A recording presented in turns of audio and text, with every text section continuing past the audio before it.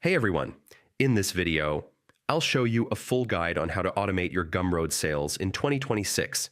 Yeah, if you want to make consistent income without manually handling everything, automation is the key.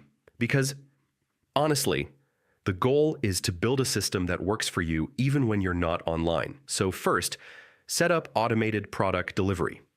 Uh, Gumroad already delivers digital products instantly after purchase, so make sure your files, links, and access instructions are properly configured to avoid manual work. Next, build an email automation system. Yeah. Connect Gumroad with tools like email marketing platforms to send welcome emails, follow-ups, and product recommendations automatically, which helps increase repeat sales without extra effort. After that, create a content funnel. Use YouTube, blogs, or social media posts that continuously bring traffic to your product pages, so your sales keep coming in even when you're not actively promoting.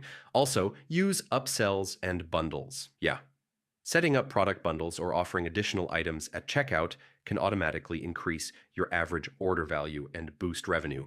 And yeah, integrate third-party tools, so connect Gumroad with automation tools like Zapier to handle tasks like customer tracking, notifications, or adding buyers to email lists without manual input.